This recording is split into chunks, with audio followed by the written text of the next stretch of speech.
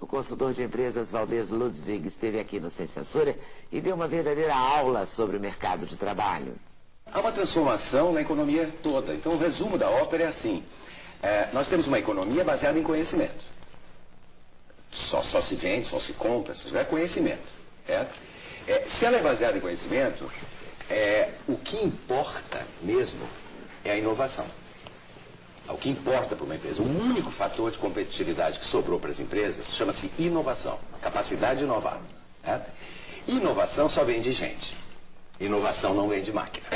Então o ser humano passou a ser a chave da estratégia das empresas. O empresário bacana sabe que a única coisa que presta na empresa dele são os funcionários dele. Que o resto não vale nada. Empresas com patrimônio do tamanho dessas companhias aéreas aí com problemas, certo? Não adianta ver o melhor equipamento do mundo. Certo? Não adianta isso. Se você não colocar o teu funcionário em primeiríssimo lugar. É a única coisa que vale. Tá certo? Se eu deixo de ser senhor de engenho, eu não preciso de capataz. Por que tem capataz? Porque o senhor de engenho detesta sujar as mãos. Então o que ele faz? Ele contrata um capataz. Nas nossas empresas ele dá o nome de gerente para esse cara. Aí você pergunta, o que você faz pro gerente? Nada. Certo? O que você faz aqui? Eu coordeno. Eu supervisiono. Nada. Ele não faz nada. Ele passa o dia como capataz. Ou seja, controlando os outros. Certo? Acabou o que eu pedi? Eu pedi outro. Cadê o relatório que o homem está pressionando? Sempre tem um homem pressionando o cara. Né? Ele fica no meio de campo. Está desempregado. Está desempregado. É um cara que não sabe fazer nada. Só controlar os outros. Daqui que eu assino, adoro assinar e tal. Agora, essa estrutura ainda vige, quer dizer, por quê? Se tem senhor de engenho e tem capataz, é porque tem a terceira raça, que é a maioria das pessoas que tem uma vocação para escravo. Aí é a questão do empreendedorismo. Eu não posso mais ir para o mercado de trabalho como um escravo. O que é o escravo? Detesta trabalhar. E é fácil de fazer o teste. É fácil fazer o teste para saber se é escravo ou não. Você pergunta para a pessoa assim, e se você ganhasse na Mega Sena? Aí o cara diz assim, se eu gasto na Mega Sena, não passava nem na porta daquela empresa. É tanto que ele odeia trabalhar. Bom, ele tem a síndrome do domingo de noite, aquela história toda. Ele confunde o salário completamente. Ele acha que ele ganha pouco e ponto final. Ele esquece que a regra do salário é igual no mundo inteiro, desde Adão e Eva. As pessoas recebem pela sua raridade e não pela sua importância.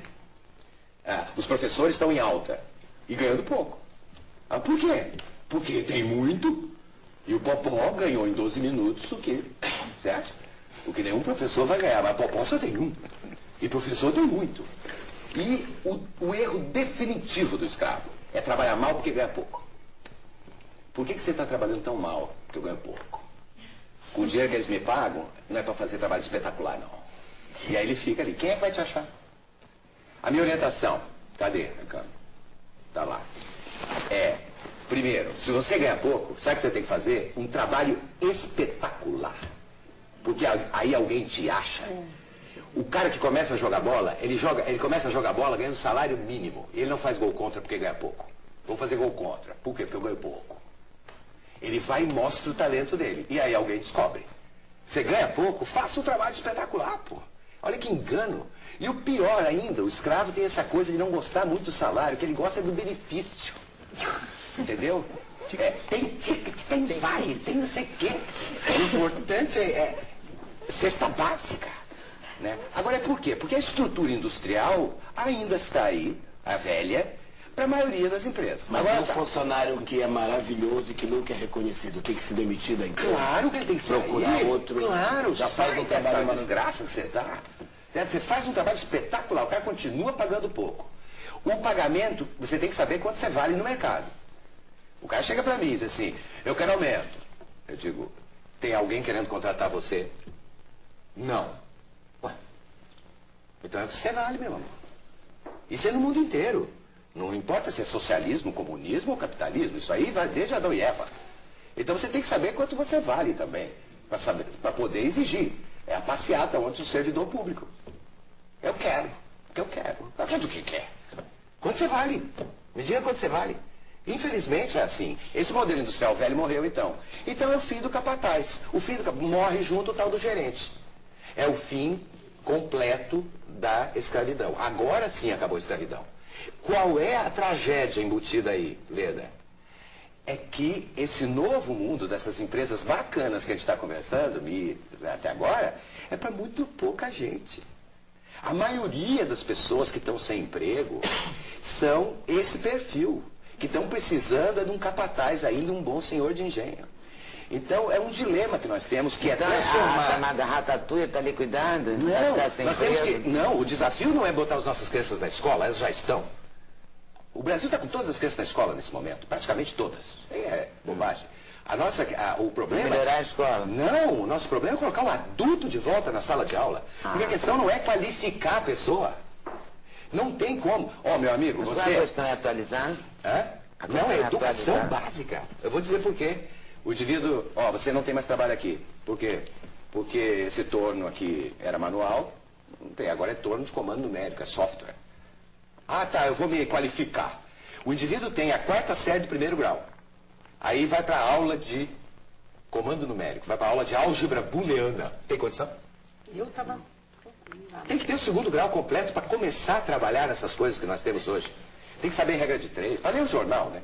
Precisa saber regra de 3. Então a questão é que nós temos uma massa de desempregados entre os 35 e os 50 anos de idade que tem a 4ª série do 1º grau.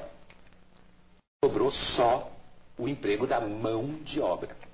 E não existe mais emprego para mão de obra. Ninguém quer contratar mais a mão de ninguém. Na escola de samba, querem contratar a mão de alguém? Você quer contratar o talento de alguém, você quer contratar o sonho de alguém, você quer contratar o conhecimento de alguém. Porque, a máquina está fazendo. Até porque hoje tem que ser feito com máquina para não machucar o funcionarinho. Porque é tudo para o meu funcionário. As empresas bacanas são maravilhosas, porque elas já sabem disso. E aí demitem a gerentada velha. E aí tem a escassez absoluta no mercado. De quê? De líderes. A escassez total. A maior dificuldade de contratação, a Miriam sabe disso. Mas tirando o gerente, sobra o dono, não é isso? Que vai Só ter o senhor de engenho, Mas se ele não tiver talento para liderança, ele faz o quê aí? Normalmente ele tem, se ele já está tocando uma empresa bem. O acionista, o presidente... Porque ele vai ter que se relacionar com a equipe dele. Se ele não tem, deve se permitir contratar uma direção qualificada? E é o que está acontecendo. As grandes empresas hoje buscam o líder. O líder é o líder. A rotatividade de executivos hoje, presidentes de empresa, está da casa de, no caso dos Estados Unidos, 22% no último ano de presidentes foram embora, mandados embora. Presidente de empresa. Porque também existe uma irrealidade nisso, de um funcionário ganhar R$1.000 por mês. E o presidente, quando sai, depois de dar um prejuízo medonho, certo? Leva um bônus de 4 milhões de dólares. Absurdo. Quer dizer, esses absurdos estão ocorrendo, que ninguém sabe muito bem de onde vem esse talento todo dele. Então, o que nós precisamos? Empresários, cidadãos, conscientes, ecologicamente comprometidos para não acontecer o que aconteceu aí.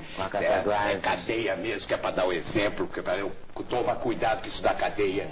Não vai sujar o rio assim mais, não. É esse o empresário que se precisa. Esse empresário, ele não contrata gerente.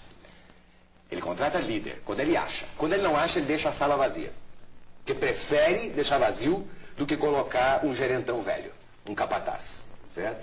E trata de contratar empreendedores como funcionários.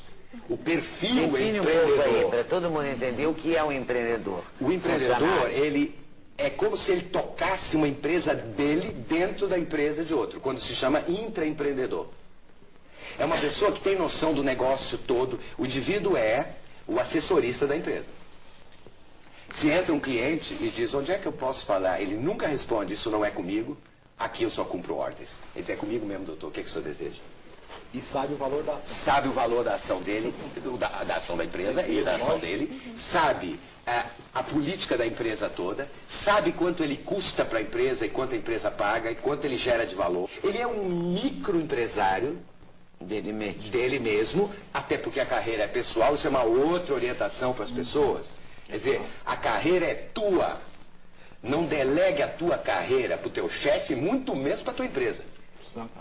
Porque a empresa que você trabalha, ela não é desenvolvedora de carreiras. Ela desenvolve os negócios dela, onde a tua carreira é importante. A carreira é tua. Cada vez mais tua. Porque é conhecimento que você vende. Certo? Então, o empreendedor é um indivíduo que busca as oportunidades, ele percebe a oportunidade, ele é observador, ele corre riscos, adora correr risco. sem correr perigo. Então ele planeja. O planejamento é que está entre isso. Você pode correr altos riscos com pouco perigo. Claro. A palavra que está no meio chama-se planejamento. Então, é um indivíduo que sabe planejar e, fundamentalmente, é um indivíduo que ama trabalhar. Trabalhar é uma dádiva, certo? É a Fernanda Montenegro. Como é que você quer morrer? No palco. Meu sonho é morrer no palco. Pergunta para os funcionários das empresas, o sonho deles é esse. Meu sonho é morrer eletrocutado aqui nesse escapo. Você pergunta para o escravo, qual é teu sonho? Aposentar. Porque daí eu vou. Aí eu falo o quê? Vai morrer? Que sonho besta de aposentar. Tem o sonho do artista. O sonho do artista é muito forte. Ele ama trabalhar. E às vezes trabalha numa coisa que detesta. Certo? Tem gente que odeia beijar na boca o inimigo e beija na boca no palco. Não tem problema nenhum.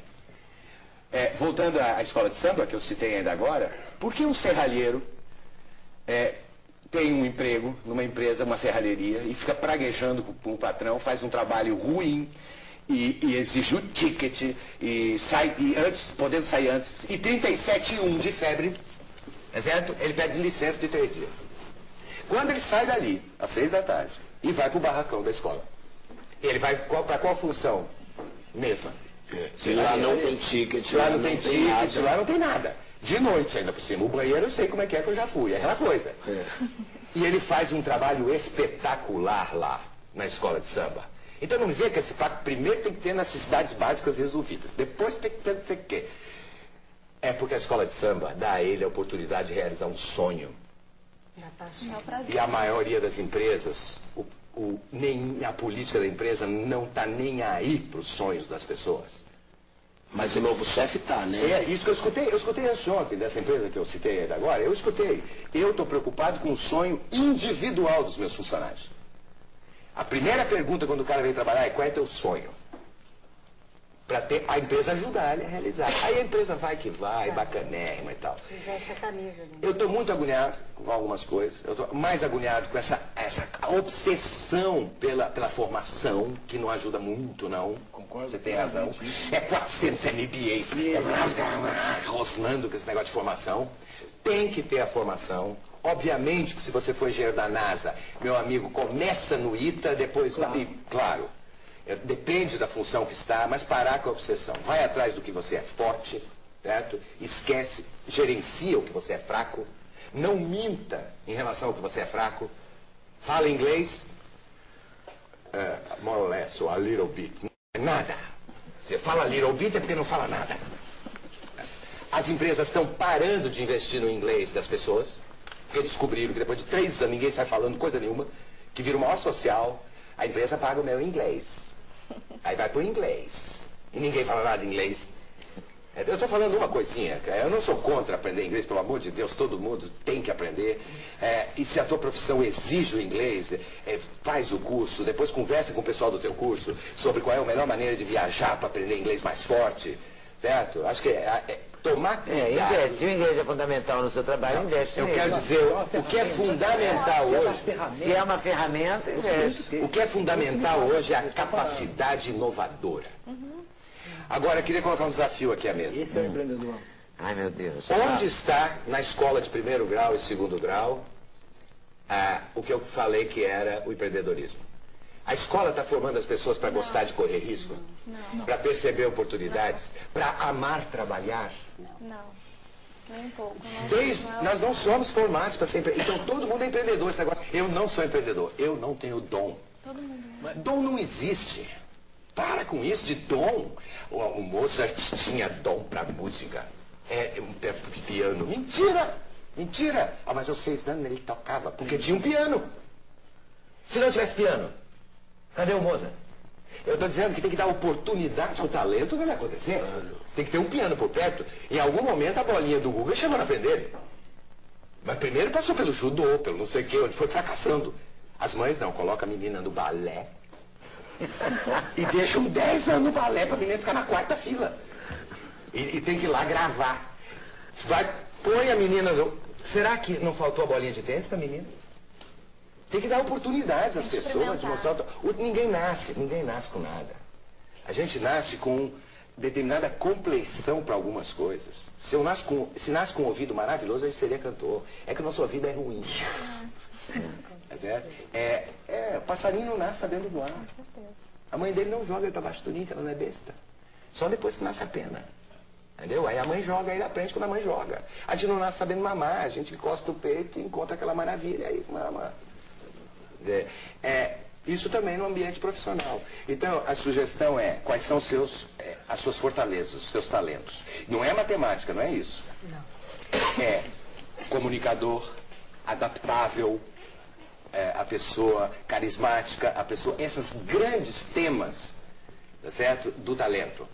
E aí você tem trilhões de profissões, né? Que você pode escolher, que você pode se encaixar. Isso é um menino falando para mim, acho que eu falei de uma vez que eu tive um Sem Censura sobre isso. Acho que falei, mas vale a pena falar de novo. Do menino do interior de Minas, que quando eu perguntei, o que você faz melhor do que os outros? Ele, nada. Eu disse, não, você tem que ter alguma coisa, pô, que você faz melhor que os outros. Eu sou o melhor torcedor do Atlético. A única coisa que eu sou reconhecido. Aí ele montou uma rede de lojas temáticas do Atlético. E foi fazer administração. E daí a rede vende coisa. Quer dizer, o que ele tem de bom? O que ele tinha de bom? O que a mãe considerava um defeito. Que era obsessão pelo Atlético Mineiro. A ovelha negra, né? A ovelha negra da família. E ele vai e me monta uma rede temática do Atlético. E aí, sabe? E vai fazer administração, porque tem que saber, tem que ter a formação. Lê da importância dos pais para estimularem seus filhos a serem críticos e criativos, não é? Que não comece em casa a tolir, porque depois a escola já vai tolir. Então... Você tem um filho que é ótimo em matemática e péssimo em história. Você deve contratar um professor particular de matemática. Para ficar o melhor da classe. Que é pro bicho ficar o cão em matemática. E contrata um mais ou menos de história pro bichinho passar. E incentivar. Isso tudo está numa palavra que é sensibilidade, que é prestar atenção no outro. Prestar atenção no mundo. No outro e no e mundo. em si mesmo, né? Claro. No outro, no mundo. Quer dizer, o menino... Os pais têm uma mesma com a menina no judô. A escola não está... Aí o menino vai com aquela cara pro judô. 3 anos no judô. Porra. Mas eu teria uma pergunta para... Você colocou um desafio para nós, eu faria o desafio. O mesmo desafio, um outro desafio de volta. O que a gente vê muito das empresas, essas maravilhosas que a gente comentou, né, as empresas maiores, já mais estruturadas, o que é muito comum é que essas empresas buscam no mercado, igual buscam agulha em palheiro. São tantas as oportunidades de encontrar um profissional, então são 10 vagas para trainee, por exemplo, aparecem 5.000 candidatos. Certo. Tem empresa que se dá o luxo de, em 5.000 candidatos, não encontrar os 10 que ela procura. Por quê? Ela busca tantos requisitos necessários, quesitos básicos, que ela não encontra em 5.000 candidatos. Ela não enxerga. Ela não enxerga, ou ela faz o que a gente comentou antes do intervalo, né? Uma pergunta dessa, você vai pôr o sal antes ou depois? Né? Como se isso importasse no contexto final da carreira dele. Que eu acho que não é por aí. No próximo bloco, todos os passos para você montar o seu próprio